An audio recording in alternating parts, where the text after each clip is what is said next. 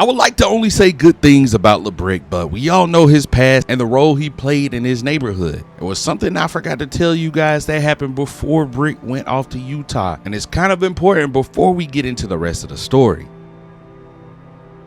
So how you want to handle this? You know I'm thinking about sliding. Crash out. Now you know you can't do that. Why not? I'm not on no team and ain't nobody calling. But what if they do? Then what? I guess I'll worry about that when the time comes. All I need to know right now is who did it. I've been asking around, and word is this nigga Miles and his homies from the north side set bruh up. Say less.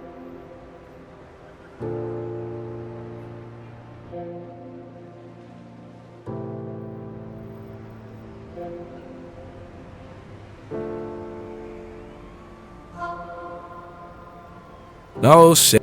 If it isn't LeBrick James, how them hoop dreams treating you? Shit, I don't know about dreams, but I can guarantee you this about to be a nightmare for all you niggas.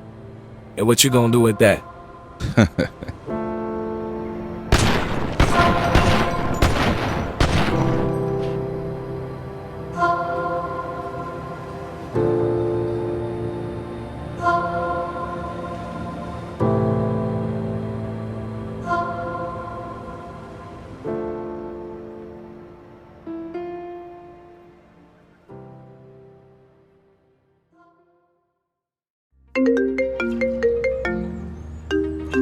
Hello? Yo, Britt, I need to see you down in my office. I got some great news. Bet. You won't believe this, but the Utah Jazz wants to set up a meeting with you. Man, f the Utah Jazz. Oh no, now I thought you'd be excited about this. This is what we wanted all along, right? They're 3 months too late, don't you think? Listen, I'm not trying to be rude, but you should be thankful the team is calling. The goal was to get to the league. The least you could do is hear them out. Hell nah, if they wanted me, they would have taken me like they said they would in the first place. Now is not the time to be stubborn. Man, I got a lot going on. My homie just died, if you haven't heard. I just got released from a team for no reason. I think I'll pass. Come on, Rick, don't do this.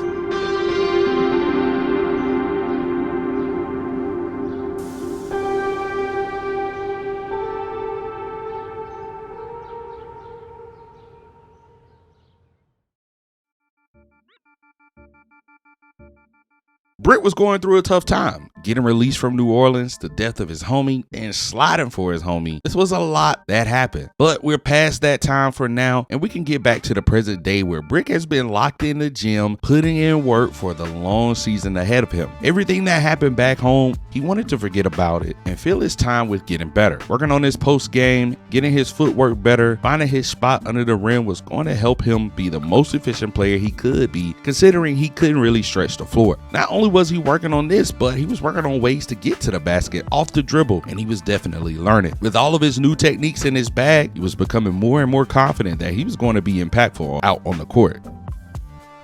But let's get into the season. Huge opportunity for Brick to show his skills and what he's been working on against the Lakers, LeBron, and Anthony Davis. Now, as you guys know, coming in as a rookie, there are going to be some welcome to the NBA moments, and Brick was more than grateful to get his out of the way. Unfortunately, his teammates will be the one on the receiving end as AD posters John Collins on a crazy lob. Usually this would strike fear in a rookie, but this just made Brick want to get involved. Starting off with a dominant dunk in the paint. I knew we were going to see the pick and roll this game, but what I didn't think I would see is Brick popping out for a three-pointer. Well, he set his feet, took a deep breath, and threw one up. To my surprise and all the coaching staff on both sides, he made it. Not trying to show his excitement, he just waved to the crowd and got back on defense. His shooting performance wouldn't stop there as he got to the line a lot that night. But Brick was on a mission, which would be completed. The same way he handled his get back in the streets is the same way he got AD back sliding for John Collins. A poster from Brick to AD was the perfect way to cap off this game, beating the Lakers. Brick finished with a 12-point double-double and a few blocks that game. It was good for the rookie to be facing such tough teams so early on. He now knew what it was going to take every night to walk out of the arena with a win. Back at home in LA, and the streets were buzzing, and not because Brick was hooping, but nevertheless, Brick was home and his folks were in the press box watching to see what he was going to do for the crowd. First play was an easy dump down to Brick for a dunk, and it was back on defense. Speaking of defense,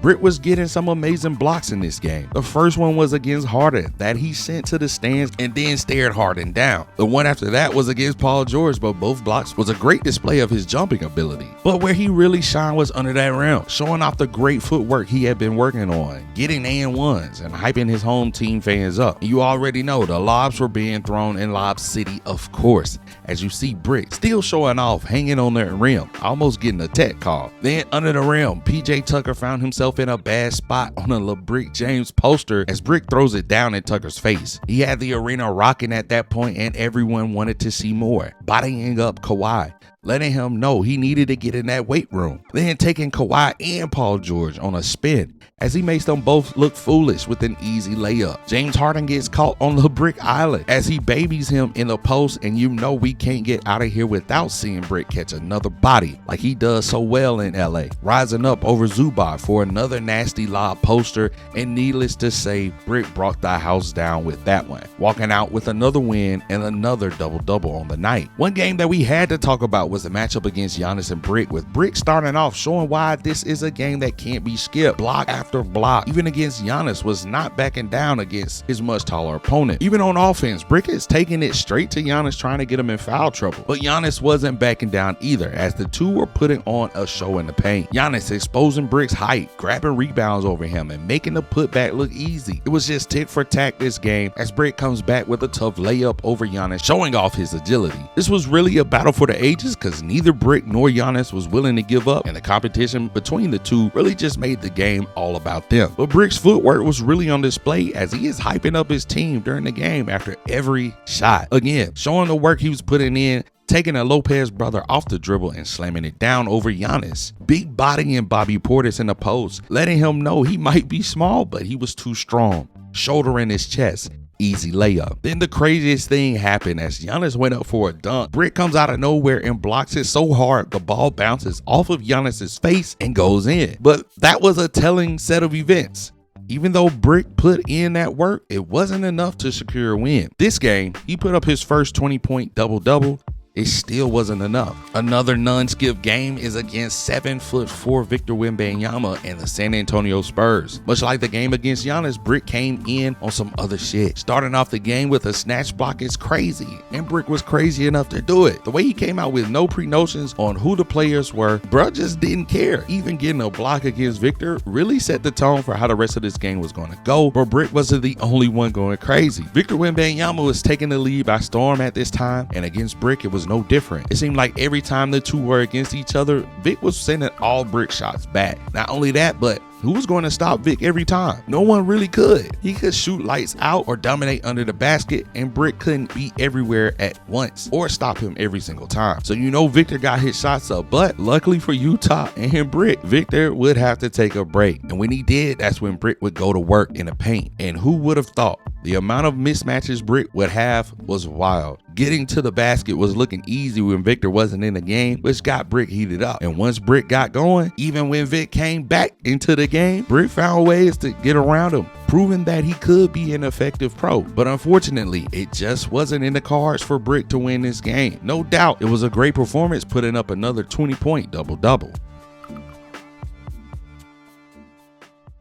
Britt, you've been working your ass off, and we coming up to my favorite time of the NBA season. Yeah, what's that? First of all, it's money time. Second of all, it's All-Star Weekend, which means the bitches gonna be out, dawg. Hey, you a fool. But seriously, congratulations are in order. All-Star Weekend is going to be held in Utah, and you're on the list to participate. Yeah, I know about the rookie versus sophomore game and the dunk contest, but what else is there? Well, some guys didn't want to play in the All-Star game, and your name is on the list. Say word? Word. And not only that, but you know they give out some bread for this. So that means it's time for you to get that car you always wanted.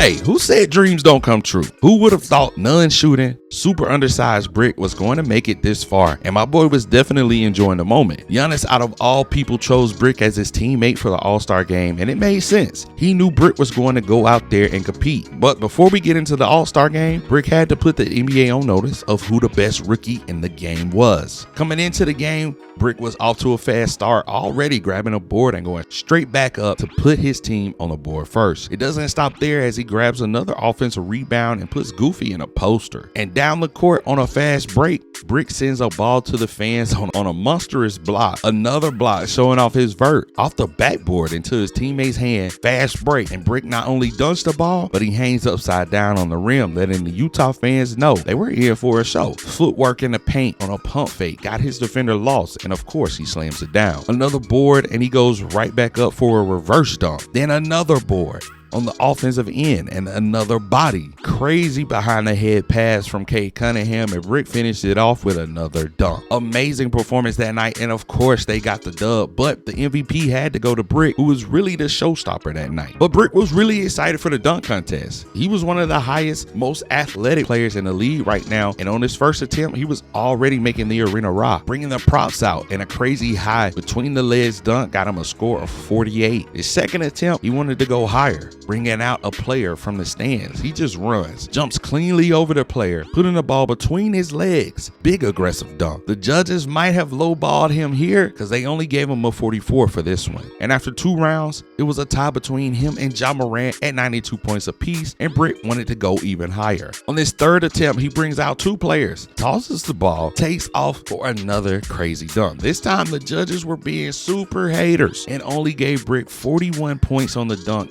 which means Brick had to sit back and see what Ja was going to do.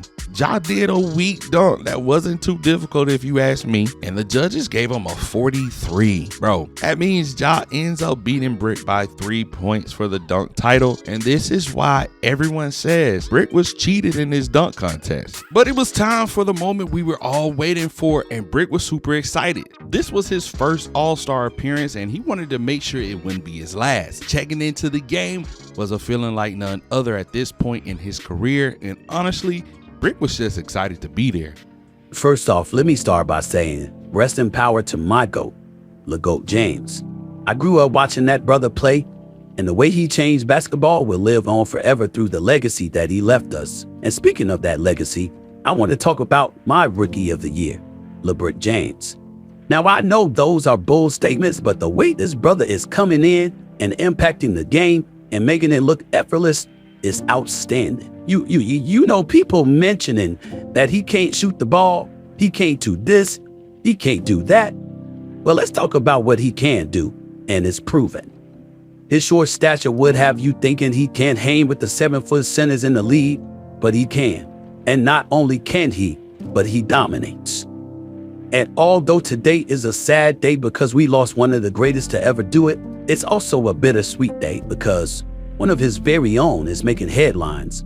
And Stephen A. Smith is here to tell you that LeBrick James is going to be just as great as all of his family members before him and those that came after him. R.I.P. LeGoat James. May your legacy live on forever.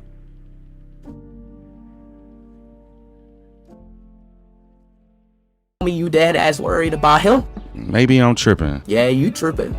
But I got something to take your mind off things. What you want, Raider? Step outside with BSC. Oh, this your new whip? This shit hard. You like that? Yeah, bro. I always wanted one of these. It's hard, Raider. You did your thing with this one. Well, it's yours.